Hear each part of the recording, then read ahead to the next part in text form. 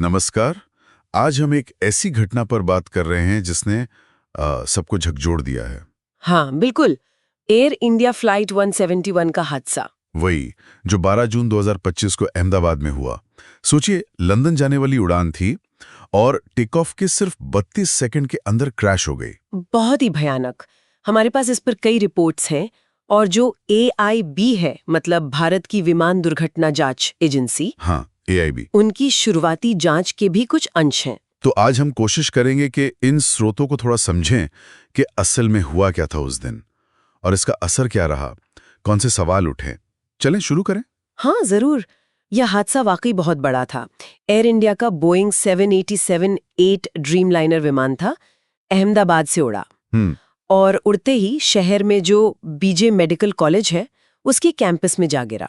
ओह, और लोग, कितने लोग थे विमान में? विमान में 230 यात्री थे और 12 क्रू सदस्य।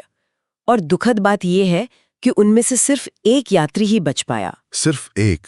हे भगवान। हाँ, और इतना ही नहीं, जमीन पर जहां विमान गिरा वहां भी 19 लोगों की मौत हुई और 67 लोग गंभीर रूप से घायल हुए। यानी कुल मिलाकर करीब 260 जानें चली गईं। हाँ, लगभग 260 मौतें। ये आंकड़े तो बहुत ही भयावह हैं। और जो AIB की शुरुआती जांच आई है उसमें कुछ अजीब बातें हैं। मैंने सुना फ्यूल कट ऑफ स्विच के बारे में। हाँ, ये पॉइंट बहुत चौंकाने वाला है और शायद सबसे अहम भी। शुरुआती जांच यही कह रही है कि विमान के जो दोनों इंजन थे, हाँ, उनके फ्यूल कट ऑफ स्विच लगभग एक ही समय पर रन पोजीशन से कट ऑफ पोजीशन में कर दिए गए। एक ही समय पर दोनों? हाँ, लगभग एक साथ। इसका सीधा मतलब है कि इंजनों को फ्यूल सप्लाई बंद हो गई और पावर खत्म। लेकिन ये स्विच तो कॉकपिट में होते ना, और इनका डिजाइन ऐसा होता है कि गलती से दब जाएं या दोनों एक साथ बंद हो जाएं। ये तो बहुत मुश्किल माना जाता है। बिल्कुल, यही सबसे बड़ा सवाल है कि ये हुआ कैसे। क्या ये कोई तकनीकी खराबी थी या कुछ और?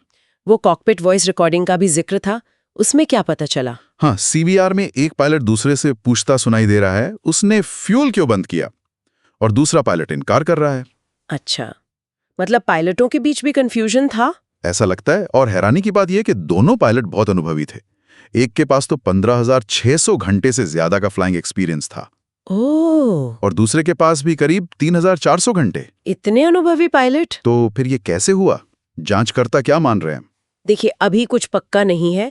वो हर एंगल से देख रहे हैं। मतलब पायलट की गलती हो सकती है या कोई जानबूझकर किया गया एक्ट। जानबूझकर? हाँ, ये भी एक संभावना है जिसे नकारा नहीं जा सकता। या फिर कोई तकनीकी खराबी या पायलट की मेंटल हेल्थ से जुड़ा कोई मुद्दा। अभी किसी नतीजे पर पहुंचना जल्दबाजी होगी। पूरी रिपोर्ट आने में करीब साल भर लग सकता है। साल भर? लेकिन सिर्फ 32 सेकंड की उड़ान, ये बात दिमाग में घूम रही है। इस हादसे का फौरन कुछ असर हुआ होगा, मतलब सेफ्टी रेगुलेशंस पर? हाँ बिल्कुल। DGCA जो हमारा एविएशन रेगुलेटर है, director general of civil aviation, हाँ, उन्होंने फॉरेन एक्शन लिया। एयर इंडिया के जितने भी बोइंग 787 विमान हैं और कुछ 737 मॉडल भी, उनमें लगे फ्यूल कंट्रोल स्विच की जांच के आदेश दिए। अच्छा।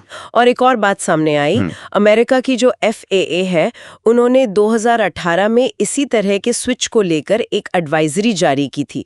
कुछ रिस्क बताए थे 2018 में? हाँ, और शायद उस सलाह का पूरी तरह से पालन नहीं हुआ था। ये भी जांच का हिस्सा है।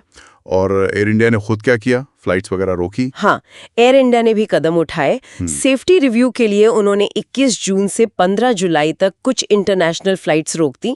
करीब 38 वीकली फ्लाइट्स कैंसिल हुई और 3 फॉरेन रूट्स भी सस्पेंड कर दिए। ये तो ठीक है, लेकिन क्या ये काफी था या बाद में और भी कुछ पता चला? असल में इसके बाद DGCA ने एक ऑडिट किया एयर इंडिया का। हाँ। और उसमें मतलब काफी कमियां मिली। कमियां? कैसी कमियां? 51 सुरक्षा उल्लंघन पाए गए। सोचिए, 51। इसमें ट्रेनिंग की कमी थी, ऐसे सिम्युलेटर्स इस्तेमाल हो रहे थे जो अप्रूव्ड नहीं थे। क्या मतलब, पायलट की ट्रेनिंग ठीक से नहीं हो रही थी? शायद यही मतलब निकलता है। स्टाफ की भी कमी थी और जो प्रोसीजर होते हैं उनमें भी गड़बड़ियां मिली। DGCA ने टाइमलाइन दी है एयर इंडिया को ये सब ठीक करने के लिए। ये तो बहुत ही चिंता की बात है। और इस पूरी त्रासदी में एक और दर्दनाक कहानी जुड़ी है, वो पीड़ितों की पहचान वाली है। हाँ, वो बहुत ही दुखद है। कुछ ब्रिटिश विक्टिम्स थे, उनकी फैमिलीज को खबर आई कि गलत बॉडी रिमेन्स भेज दिए गए या फिर डीएनए सैंपल मिक्स हो गए। ओह नहीं, ये तो... हाँ, उन परिवारों के लिए ये दोहरा सदमा था।